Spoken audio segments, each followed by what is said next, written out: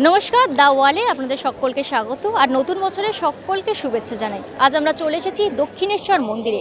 দক্ষিণেশ্বর মন্দিরে আজ কল্পতরু উৎসব পালিত হচ্ছে। কথিত আছে 1886 সালে 1 জানুয়ারি কাশীপুর উদ্যান বাটিতে শ্রী রামকৃষ্ণ পরমহংসদেব কল্পতরু রূপে ভক্তদেরকে আশীর্বাদ করেছিলেন এবং বলেছিলেন সকলে চৈতন্য হোক।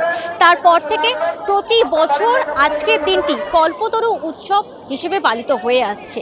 আজ দক্ষিণেশ্বরে একেবারে সকাল থেকে ভক্তদের সমাগম, সেই ভক্তদের যে ভিড়, সেই ভিড়ের ছবি আপনাদেরকে দেখাবো এবং তারা ঠিক কী বলছেন সে ছবিও আপনাদেরকে তুলে ধরবো।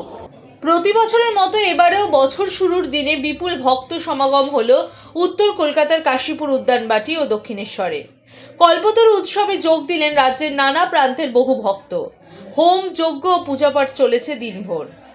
31শে ডিসেম্বর অর্থাৎ মঙ্গলবার রাত থেকেই কাশীপুর উদ্যানবাটি থেকে দক্ষিণেশ্বরে ভক্তদের সমাগম শুরু হয়। নতুন বছরের প্রথম দিনে বুধবার সকালে মন্দিরের বাইরে ফুলের ডালা হাতে ভক্তদের লম্বা লাইন দেখা যায়। শোনা যায় এই কল্পতরু উৎসবের দিন রামকৃষ্ণ পরমহংসদেবের কাছে মন থেকে চাইলে সেই ইচ্ছা পূরণ হয়। সেই বিশ্বাস থেকেই সাত সকালে মন্দিরের বাইরে ভিড় করে আসেন ভক্তরা। লাইন তো অনেকক্ষণ লেগেছে, কারণ ভোরবেলা থেকে এসব ভক্তরা লাইন দিয়ে পুজো দিতে হয়েছে।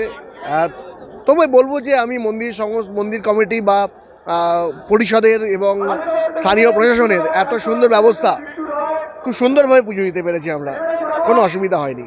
আমি মায়ের কাছে একটাই প্রার্থনা করেছি, সবার ভালো হোক, সবার মঙ্গল হোক, দেশের শান্তি বজায় থাকুক, দেশের অর্থনৈতিক উন্নয়ন হোক, তার সাথে সাথে আমার নিজের পরিবারের সবাই সুস্থ থাকুক, আমার পরিজন যারা আছে তারা সব ভালো থাকুক, আপনারাও ভালো থাকুন, এটাই আমরা মায়ের কাছে চেয়েছি।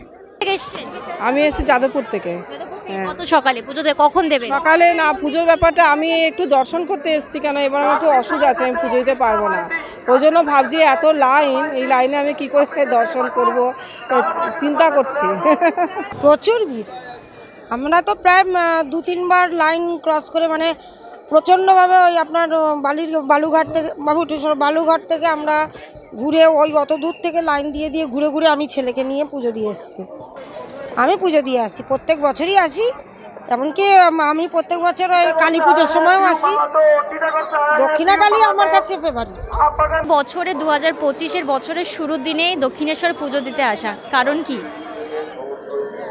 এমনি ভালো লাগে, পুজোর দিনে আসলাম, প্রথম দিন পুজো দেবো তার জন্য, কিন্তু জাল ভিড় দেখছি, মনে হয় না যে পুজো দেওয়া হবে। কোথা থেকে এসেছে? আমি বনগাঁ ঠাকুরনগর থেকে এসেছি। কত সকালে এসেছেন? কটার দিকে? 11টা হয়ে গিয়েছে। হ্যাঁ, এই বছরের প্রথম দিন পুজো দিতে এসেছেন, আজকে তো কল্পতরু উৎসব, তো কি বলবে? বলবো সবাইকে যেন ভালো রাখে মা, আমরাও জানি সবাই ভালো থাকে, আবার যেন বছর বছর এইভাবেই মাকে পুজো দিতে আসতে পারি। কখন এসেছেন, কোথা থেকে এসেছেন? মালদা থেকে এসেছি, এই মিনিট 15 হলো ঢুকেছি। মানুষের ভিড় তো দেখছেন, কি মনে হয় কখন পুজো দিতে পারবেন? আদৌ পুজো দিতে পারবো কিনা সন্দেহ আছে, এত ভিড়। চেষ্টা করব, যদি না হয় তাহলে আর দেওয়া যাবে না, আর কি করবো। প্রতি বছর আসা হয়? এই কল্পতরু উৎসবে প্রতি বছর আসি না, কিন্তু বছরে একবার করে অন্য সময় আসি। কল্পতরু উৎসবে আসাই প্রথম। মাকে দর্শন করতে পারিনি না, এত ভিড়ের জন্য। এত ভিড়ের জন্য শরীর অসুস্থ, চোখ অপারেশন করেছে, কিছুই দেখতে পাই না, ভীষণ কষ্ট হয়।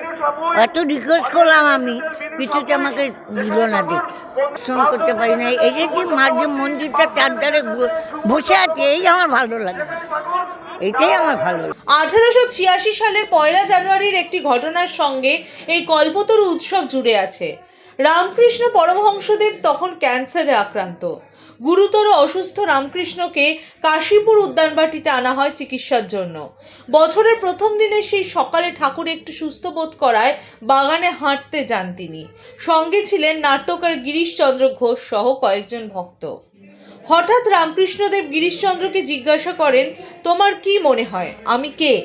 উত্তরে গিরিশচন্দ্র বলেছিলেন তিনি বিশ্বাস করেন পরমহংসদেব মানব কল্যাণের জন্য মর্তে অবতীর্ণ ঈশ্বরের অবতার। তারপর রামকৃষ্ণ পরমহংসদেব কাশীপুর উদ্যানবাটিতে ভক্তদের নিজের স্বরূপে দর্শন দেন, আশীর্বাদ করে বলেন তোদের চৈতন্য হোক। সেই থেকে কাশীপুর উদ্যানবাটি ও দক্ষিণেশ্বরে প্রতি বছর 1 জানুয়ারি কল্পতরু উৎসব হয়। দক্ষিণেশ্বরে মায়ের কাছে পাওয়া চাওয়া আর কাশীপুর উদ্যানবাটি, এখান থেকে আমাদের ইচ্ছা আছে কাশীপুর উদ্যানবাটি যাব। এরা বলে যে আজকের দিনে শ্রী রামকৃষ্ণদেব পরমহংসদেব কল্পতরু হয়েছিলেন। কল্পতরু মানে হচ্ছে আপনার যা চাওয়ার ইচ্ছে, আপনি যেটা চাইবেন সেটাই পাবেন। তো আমাদেরও সেরকম ভক্ত হিসেবে মনের ইচ্ছা আমরা প্রকাশ করেছি মায়ের কাছে। এখন মা জানেন কি করবেন। কল্পতরুতে আমি প্রত্যেক বছরই আসি। আর আমার এখানে একটা ব্যাপার আছে, আমি যতবারই মনস্কামনা যেটা নিয়ে আসি সেটা আমার সব সাকসেসফুলি হয়। তো এই বছর আমার মার একটা আননেসেসারি চোখের প্রবলেম হয়েছে, তো ওর জন্য মার কাছেই নিয়ে এসেছিলাম দর্শন করাবো, কিন্তু আনফর্চুনেটলি দর্শন করাতে পারলাম না। এত ভিড়, বলাটাও মানে তাকে নিয়ে ডিঙিয়ে যাওয়াটাও আমার কাছে অপরাধমূলক। অনেক রিকোয়েস্টও করেছি। আমি এদেরও কর্মকর্তাদেরও দোষ দেব না, তাও বলি একবার যে প্রত্যেকের মনের ইচ্ছা মাকে দর্শন করা, অন্তত এই বিশেষ দিন সেটা যদি সাকসেসফুলি একটু করতো, কেয়ার নিয়ে করে, খুব ভালো। আমরা এগুলো অনেক ছোট থেকে স্কুল কলেজে পড়েছি, তখনও রামকৃষ্ণ কথা বলছি, আজ তবুও মনে হয় কিছু জানা হলো না, অনেক কিছু জানা বাকি। এখন আমাদের 100 বার পড়লে মনে হয় এই লাইনটা আমি পড়েছিলাম, এরকমই একটা মনে হয়। মানে এখনও ওনাকে জানার আমাদের এখনও অনেক বাকি। মানে ওনাকে বারে বারে জানলেও মানে শেষ হয় না। কল্পতরু উৎসব তো উনি কল্পতরু হয়ে সকলের চৈতন্য হোক, এটাই উনি চেয়েছিলেন। আমরাও সেটাই চাই। এই বয়সে এসে আমরা মনে হচ্ছে সকলের ভালো হোক, সকলের চৈতন্য হোক। খুব ভালোভাবে কোথা থেকে এসেছেন? আমরা সোদপুর থেকে এসেছি। কত সকালে এসেছি? আমরা 9:30 10টা। কতক্ষণ লাইন দিয়ে, মানে কতটা লাইন ঠেলে পুজো দিলেন? অনেক প্রচুর লাইন ঠেলে পুজো দিয়েছি। প্রতি বছরে কি আসা হয়? হ্যাঁ, আমাদের প্রতি বছর এটা। আজকে তো কল্পতরু উৎসব, আর আজকে মনস্কামনা করলে পূরণ হয়। হ্যাঁ, কি করলেন আর নতুন বছরে কি চাইলেন?